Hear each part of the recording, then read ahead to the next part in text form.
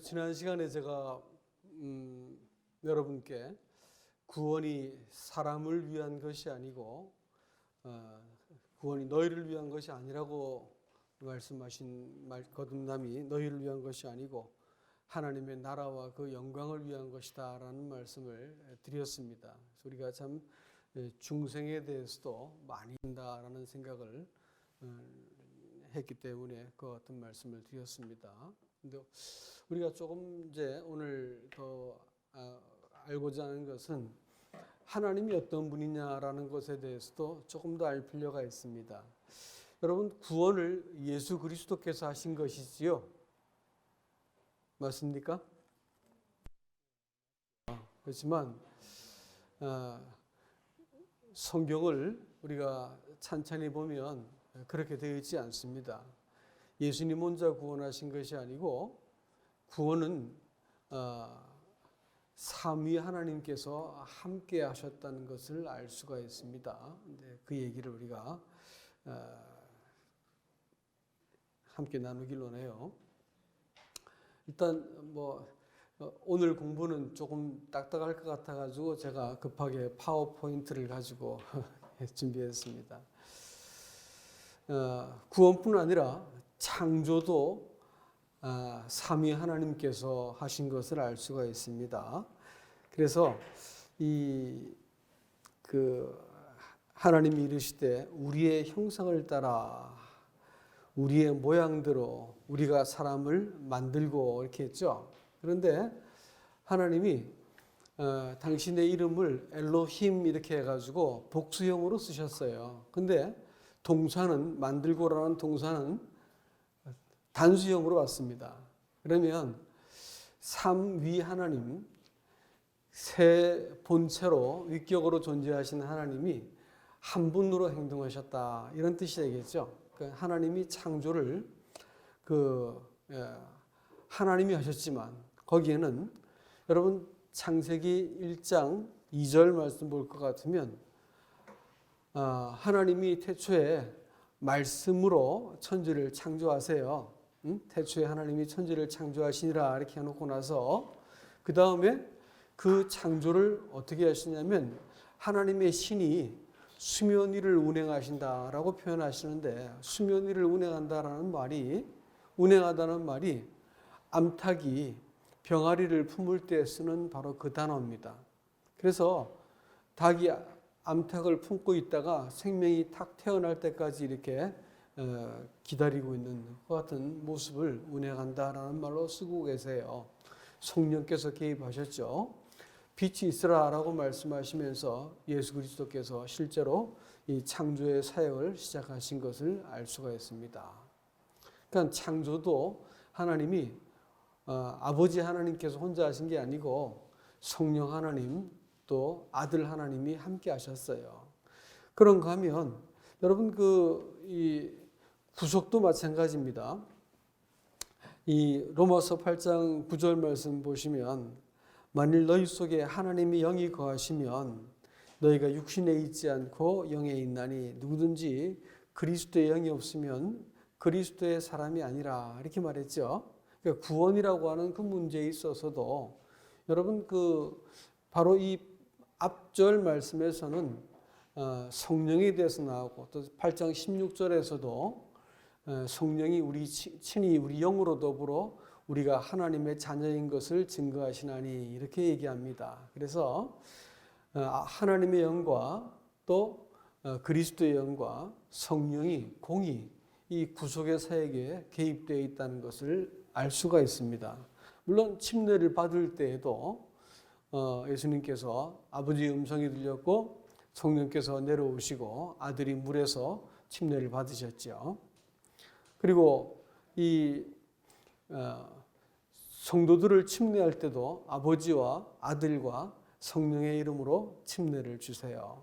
그래서 구속의 사역도 홀로 하신 것이 아니고 우리 삼위 하나님이 함께 하셨다고 하는 사실들을 여러분 기억하셔야 됩니다. 잘 알고 계신 디도서 3장 7절 말씀 보시면 우리 구주 하나님의 자비와 사랑하심, 사람 사랑하심이 나타날 때에 우리를 구원하시되 하나님이 하신 것이죠. 우리가 행한 바 의로운 행위로 말미암지 아니하고 오직 그의 긍휼하심을 따라 중생의 씻음과 성령의 새롭게 하심으로 하셨다니 우리 구주 예수 그리스도로 말미암아 우리에게 성령을 풍성히 부어 주사 우리로 그의 은혜를 힘입어 의롭다 하심을 얻게 하셨다. 이렇게 말하고 있습니다. 그러니까 이제 이 구속의 문제에 있어 가지고는 하나님과 아버지 하나님과 아들 하나님과 성령 하나님이 공히 사역하셨다는 것을 알 수가 있습니다. 그럼에도 불구하고 하나님은 세 분이 아니시고 한 분이세요. 그래서 이 신명기 6장 4절 말씀에서는 이스라엘아 들으라 우리 하나님 여호와는 오직 유일한 여호와시니라 이렇게 말씀하고 있습니다. 하나님이 한 분이라는 것을 강조하세요. 또 예수님께서도 마가복음 12장에서 예수께서 대답하시되 첫째는 이것이니 이스라엘아 들으라 똑같은 말씀을 반복하고 계시죠. 곧 주 우리 하나님은 유일한 주시라 내 마음을 다하고 목숨을 다하고 뜻을 다하고 힘을 다하여 주 너희 하나님을 사랑하라 하신 것이요 라고 하셨죠. 유일하다 이렇게 말할 때 한 분이시다 이렇게 말할 때 그것은 하나다라는 뜻이 아니고 유일하시다라는 말입니다. 그래서 이 한 분 안에 세 인격, 위격이 들어가 계시다라고 하는 것을 우리들에게 말씀하고 계십니다.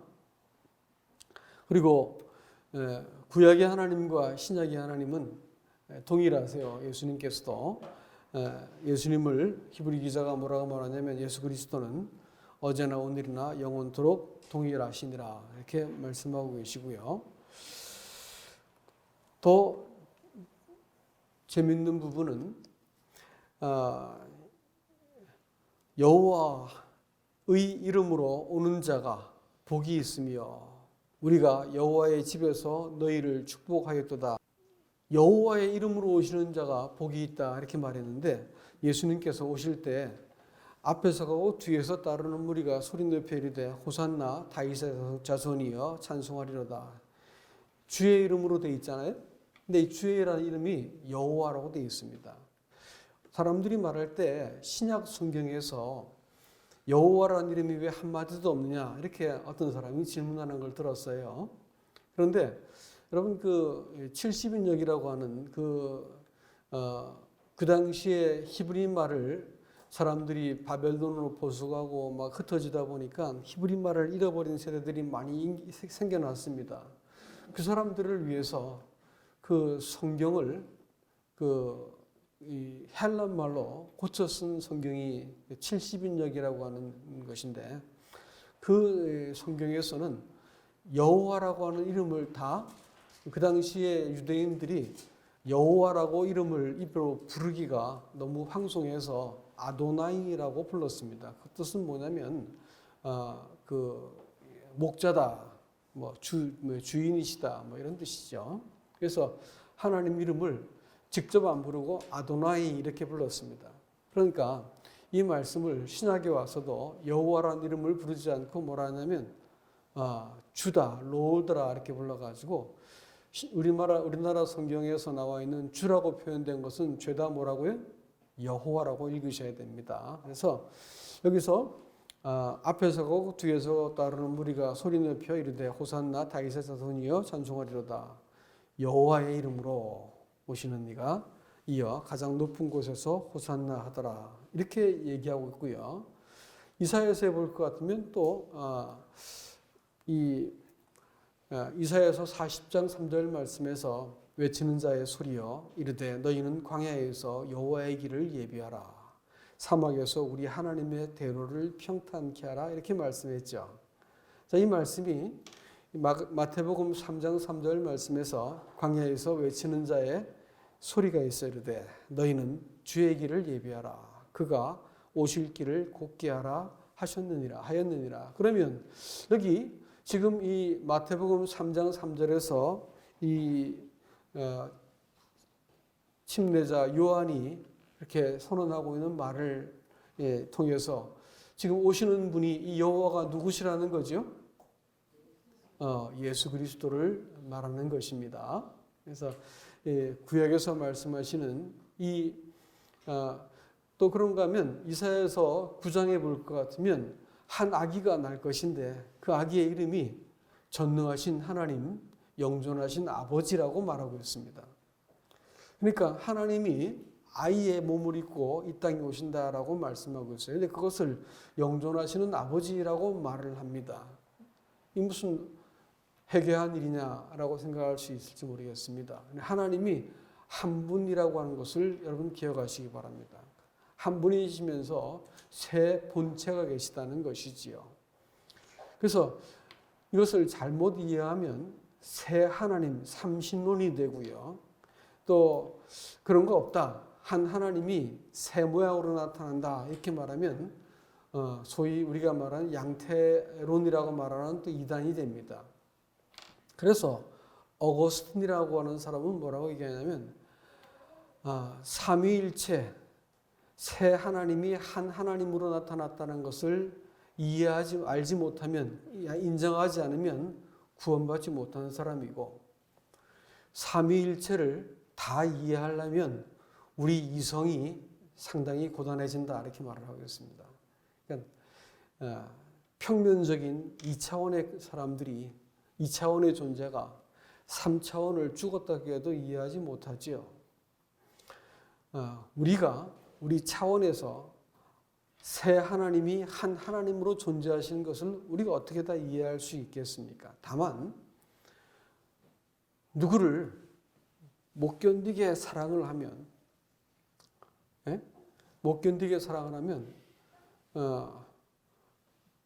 그가 없으면 살 수 없을 것 같고, 그가 나한테 표정을 이렇게 나를 바라봐 주지 않으면 숨도 못 쉴 것 같고, 그를 보지 않으면 잠시도 내가 살 수가 없을 것 같아. 유행가 가사 말입니다. 사람들이 한번 사랑을 해보면 그 사랑하는 대상이 있기 전에는 견딜 수가 없어.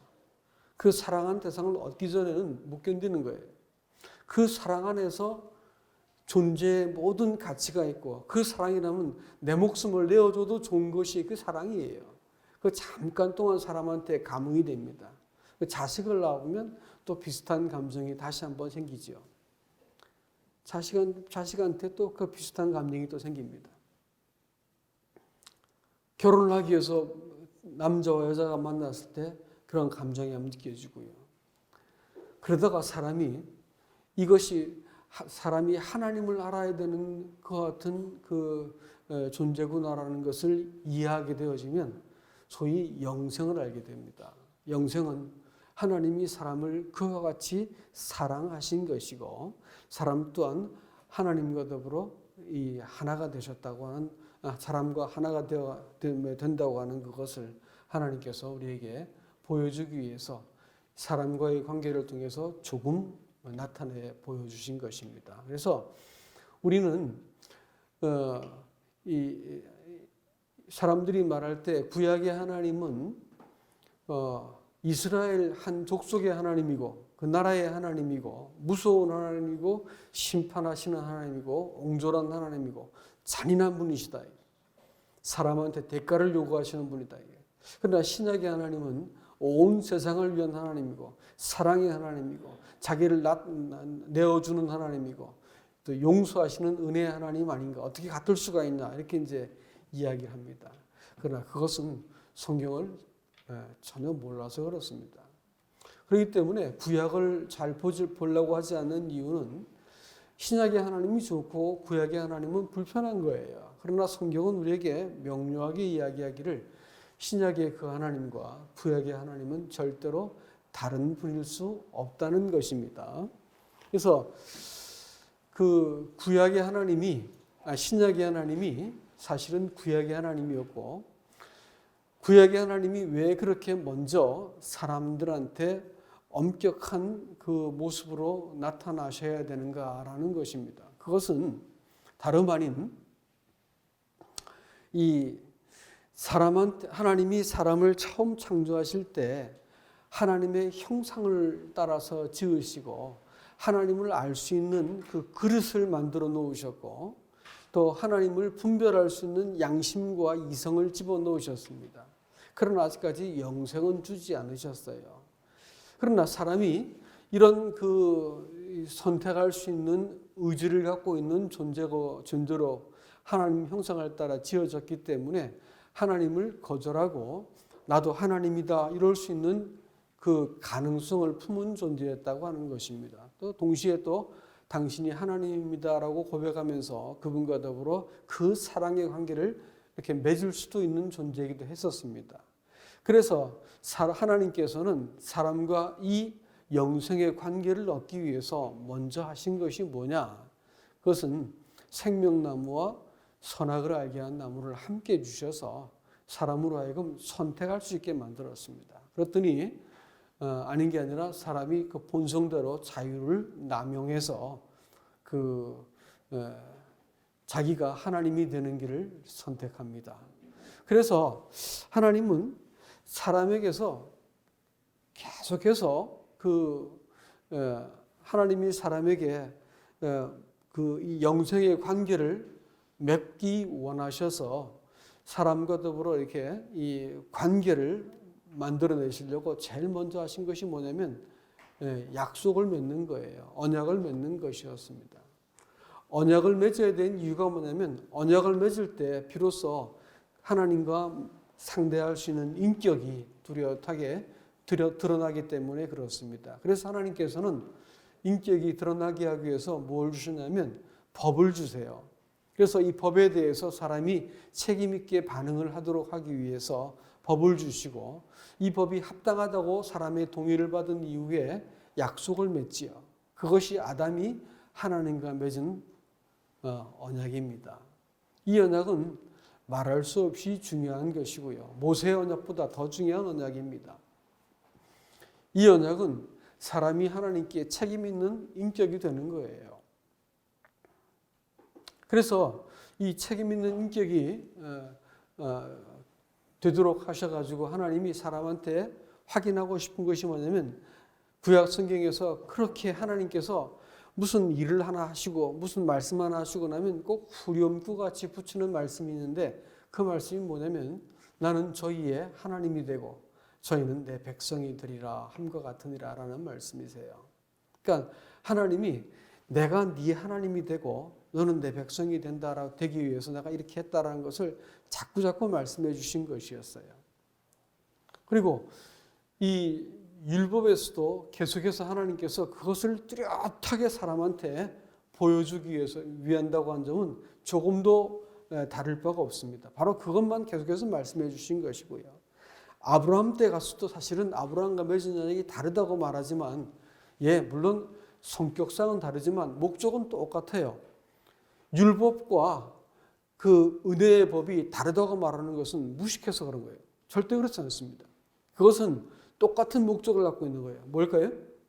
하나님과 영생의 관계를 맺게 하기 위해서 서로 협력 관계입니다. 그래서 율법은 사람으로 하여금 자기가 하나님이 되겠다고 하는 이 부당한 인생이 얼마나 무력하고 얼마나 부패하고 얼마나 가증한지를 하나하나 보여주고 사람을 심히 책망해서 어디로 데려가요? 예수 그리스도께 들어가는 거예요. 예수 그리스도까지 오면 그 예수 그리스도께서 사람에게 보여주신 일방적이고 무조건적인 은혜로 하나님과 다시 언약을 맺게 만드는 이 은혜의 언약은 뭐냐? 그것은 하나님 앞에서 사람이 이제는 자기의 연약함 때문에 하나님과 관계가 맺었다가 깨졌다 이런 게 아니고 하나님 자신이 자신 스스로에게 그 보증을 두시고 사랑과 더불어 관계를 맺는 이 언약입니다. 결국은 그것도 한 가지 목적이에요. 뭘까요? 나는 네 하나님이 되고 너는 내 백성이 되겠다라고 하는 바로 그 영생의 관계를 맺고자 하신다는 것은 동일하다고 하는 거예요. 그렇기 때문에 구약의 하나님은 하나님이 어떤 분인지를 보여주시는데 먼저 뭘 보여주시냐면 하나님의 이 공의로운 부분을 보여주신 것입니다.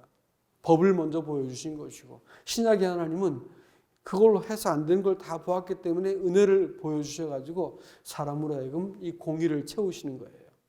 그래서 구약에서 하나님의 이 공의 속에서 하나님이 무수히 그야말로 아주 깨알같이 하나님의 은혜를 다 속속들이 숨겨놓았습니다.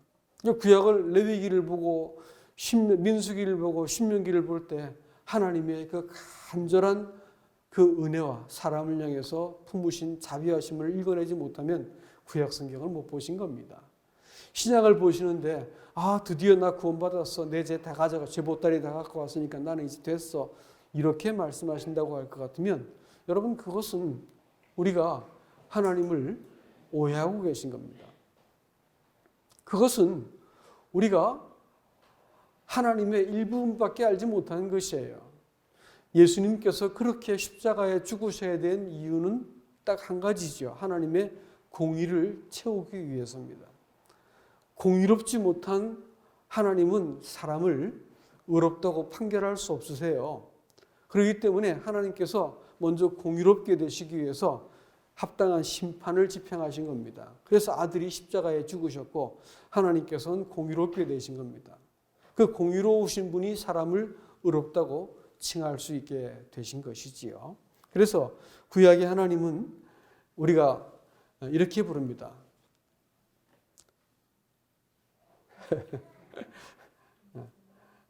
위에 나와 있는 글자는 여호와입니다.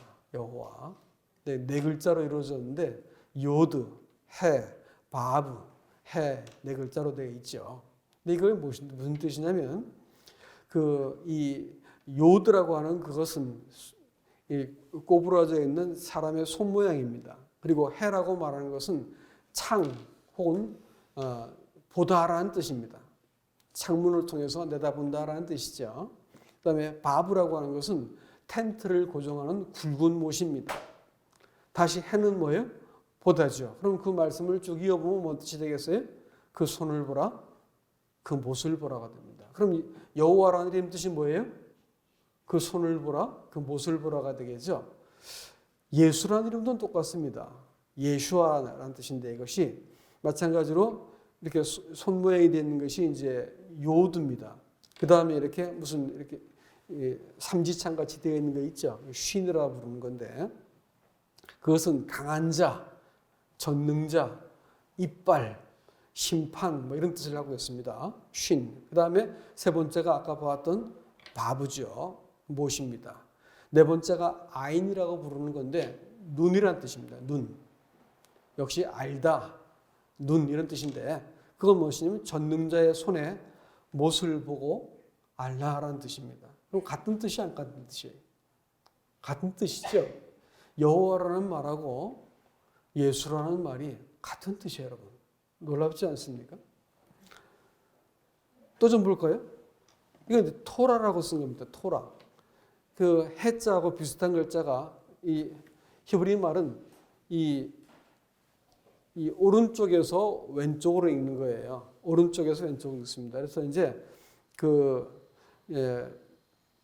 여기에 보이지 않는구나 이게. 처음 이렇게 다리가 좀 구부러진 것처럼 보이죠? 저쪽 것은 다리가 구부러진 그 해자인데 다리가 좀 구부러진 것처럼 보이는 것인데 그것이 바로 타브입니다. 그래서 그것이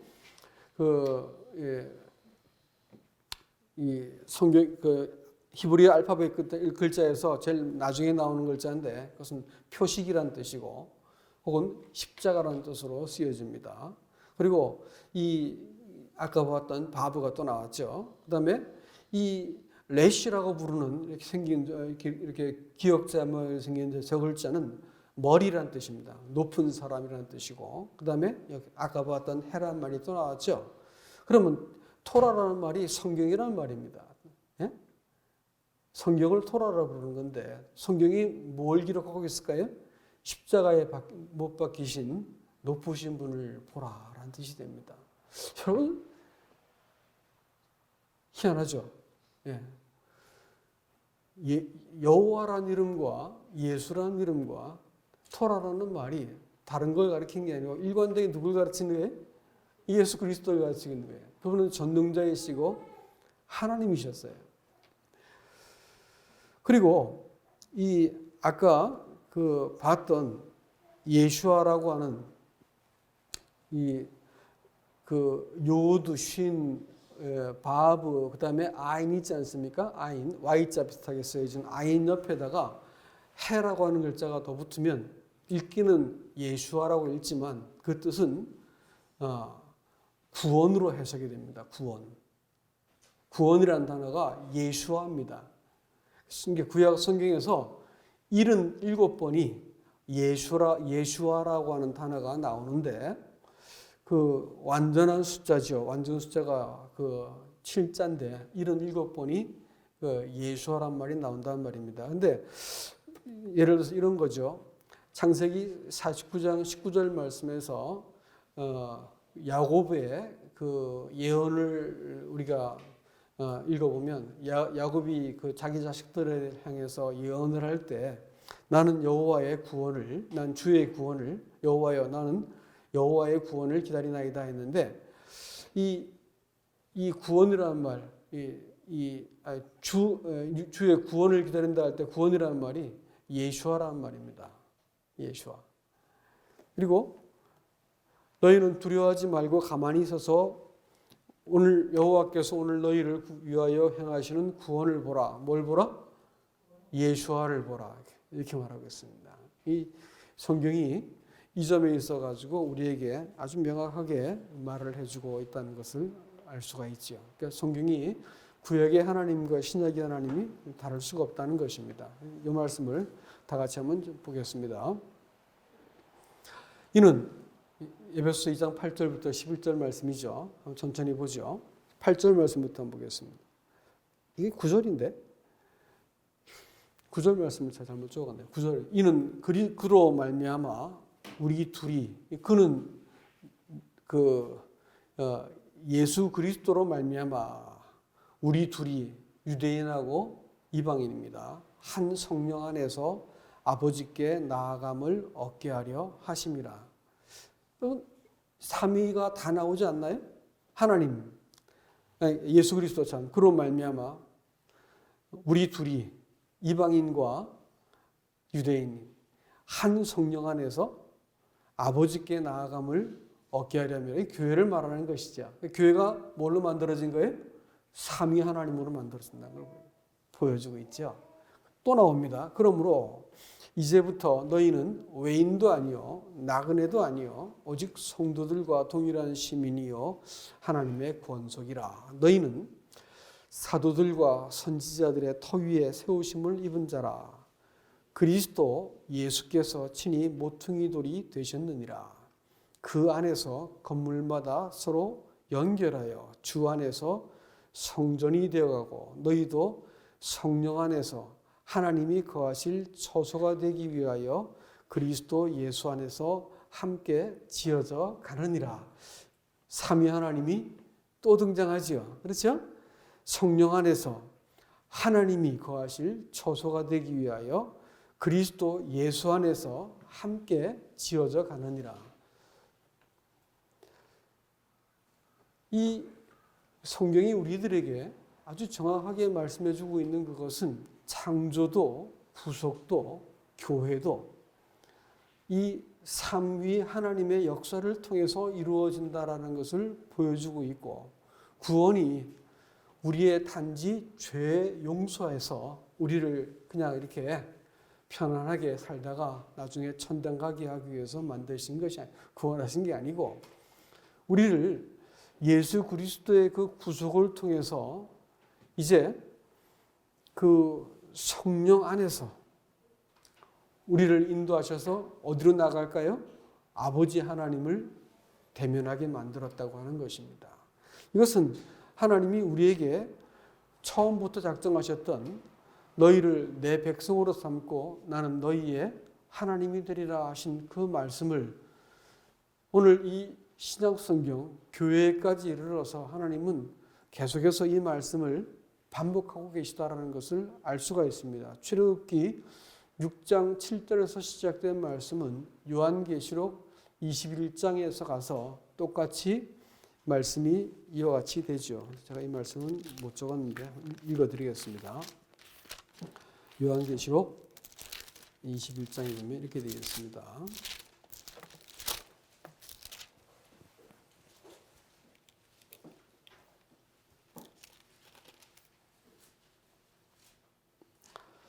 (3절) 내가 들으니 보좌에서 큰 음성이 나서 이르되 보라 하나님의 장막이 사람들과 함께 있음에 하나님이 그들과 함께 계시리니 그들은 하나님의 백성이 되고 하나님은 그들과 함께 계셔서 그 모든 눈물을 그 눈에서 닦아주시니 다시는 사망이 없고 애통하는 것이나 고하는 것이나 아픈 것이 다시 있지 아니하리니 처음 것들이 다 지나갔음이로라. 여러분 우리가 꼭 기억하셔야 될 것이 하나님이 우리들하고 맺은 이 언약은 우리들로 하여금 하나님을 하나님으로 알아보게 하기 위해서 맺은 것이다라는 것을 기억하셔야 됩니다. 사람이 내가 하나님이다라고 생각하고 있던 시절에는 하나님은 공의롭게 율법을 가지고 사람에게 시비를 물었습니다. 엄중히 죄를 따지고 물어서 사람의 모든 허물과 죄를 들추어내셨습니다. 그러나 그것은 한 가지 목적 때문이었습니다. 뭘까요? 하나님이 그들의 하나님이 되시기 위한 것이었습니다. 예수 그리스도께서 오셔가지고 십자가에 죽으셔서 우리들에게 모든 그 죄를 아들이 심판을 대신 받고 하나님의 공의를 이루어서 우리를 의롭게 하셨습니다. 이 또한 동일한 목적으로 주신 것이죠. 하나님이 하나님 되게 하시기 위한 것입니다. 그리스도인들이 구원받았다고 해놓고 하나님이 아닌 채 사는 그것은 하나님을 욕되게 하는 것이요 그의 받은 구원을 의심케 하는 것입니다. 구원받은 사람이 하나님을 업신여겨요. 세상보다 못하고 위정자보다 못하고 바이러스보다 못하게 생각하는 그것은 우리가 근심스럽게 생각하셔야 됩니다. 우리가 이 하나님이 되게 된 이 구원을 우리한테 이루기 위해서 창조 때부터 하나님께서 준비하셨다가 이 구속의 긴 과정을 통해서 우리를 견디시고 마침내 아들이 십자가에 죽으셔가지고 이 언약을 맺어서 우리를 향해서 내가 네 하나님이다라는 것을 말씀하셨고 너는 어떤 위기를 만나고 어떤 상황이 되어도 넌 내 자식이고 내 백성이다라고 말씀해 주셨으면 내가 정말로 그 따라야 될 도리는 거기에 있는 것입니다. 그리스도인들이 그런 의미에서 거룩해야 됩니다. 그리스도인들은 이런 의미에서 하나님만 두려워해야 됩니다. 그리스도인들은 용서받은 것에 그쳐서는 안 되고 하나님이어야 되는 과정들에 대해서 내가 기꺼이 순복하고 하나님을 배워야 되는 것들에 대해서 내가 힘을 다해야 됩니다. 이런 일들이 빠져버린 구원은 여러분 성경에서 말하는 구원이 아니신 것을 믿으셔야 됩니다. 복음을 시인한다고 구원받나요? 그런 말들이 한간에 돌던데 복음을 시인하면 구원받을까요? 성경에 어디 그런 말이 나와 있습니까? 그런 말은 성경에 나와 있지 않습니다. 자기가 죄인인 것을 시인해야 되고 그리스도께서 하나님이시고 구주인 것을 시인해야 될 것이고 그분께서 나를 십자가에서 죽으심으로 나를 구속하신 것을 내가 믿고 순종해야만 구원을 받는 것이 복음을 시인한다고 구원을 받아요? 뭔 뜻으로 말을 했는지는 알겠지만 용어도 조심하셔야 됩니다. 하나님이 하나님 되시기 위해서 이 큰 구원을 이 장대한 하나님의 역사를 이끌어 오셨다 할 것 같으면 어떻게 구약의 하나님과 신약의 하나님을 나눠서 생각할 수 있겠어요? 예? 이 하나님의 이 놀라운 구속에 대해서 어떻게 은혜의 하나님만 내가 좋아한다고 말할 수 있겠어요? 이 은혜의 하나님이 십자가에 죽어야 되는 이유가 하나님의 공의를 채우고 나를 의롭게 하기 위한 것이라면 내가 의롭지 않은 구원을 받고 뻔뻔스럽게 하나님께 살 수 있겠습니까? 죄를 품은 채로 내가 인생을 사는 것이 어떻게 정당할 수가 있을까요? 그리스도가 내 인생의 목적이 되지 않고 하나님의 나라가 내 삶의 우선순위가 되지 않는다고 할 것 같으면 어떻게 그것을 성경에서 말하는 구원이라고 할 수 있겠습니까? 하나님은 바로 내가 너의 하나님이 되기 위해서 네가 내 백성이 되게 하기 위해서 하나님은 이 구원을 이렇게 쭉 이끌어 오셔가지고 마침내 우리에게 펼쳐 보여주셨는데 죄사함 받은 것 가지고 구원이라고 말하면서 신앙생활을 그야말로 이렇게 내가 방종할 수 있다고요? 그런 구원은 성경에서 말하는 구원이 아닙니다. 하나님께서 이렇게 간절하게 이렇게 목숨을 걸고 생명을 걸고 찾아오셔가지고 관계 맺는 것을 이 구원이라고 말씀하시고 복음이라고 말씀하시고 영생이라고 하셨다 할 것 같으면 우리는 이 삼위 하나님에 대해서 좀 더 알아야 됩니다. 아들 통해서 해피하게 어떤 사람이 그런 얘기하더라고. 아마 한국 교회에 예수 그리스도께서 오시면 무지하게 당황하실 것이다 이렇게 얘기했어요. 그럼 뭔 얘기요 했더니 아니 하나님이 오시면 무지하게 당황하실 것이다. 왜 그러냐 했더니 죄다 예수님만 찬양하고 하나님은 찬양 안 하기 때문에 하나님 무지하게 당황하실 것이다. 죄 용서하신 분만 찬송하는 거야. 그러나 그 구원을 이루기 위해서 준비하시고 이렇게 생명 같은 아들을 내어 놓으시고 그 견디신 하나님은 어디 가셨을까요? 이 구원을 완성하기 위해서 말할 수 없는 탄식으로 중보하신 성령은 어디 가실까요? 에베소서 1장에서는 우리에게 뭘 말하냐면 에베소서 1장을 앞부분을 잘 읽어보면 11절까지 읽어보시면 찬양이라는 말이 3번 나옵니다. 첫 번째는 우리를 계획하시고 경륜하시고 그리스도 안에서 구속을 작정하신 하나님이 나와요. 그분께 찬송하라는 말이 나오고 두 번째는 우리를 속량하신 분에 대해서 찬송이 나옵니다. 세 번째는 우리를 보증하신 분에 대한 성령에 대한 찬송이 나와요. 삼위 하나님이 다 나옵니다. 그래서 구약 성경에서는 스랍들이 찬송을 할 때는 어떻게 해요? 거룩, 거룩, 거룩 세 번을 꼭 말합니다. 왜 그럴까요? 삼위 하나님에 대한 공의 찬송을 드리는 것이죠.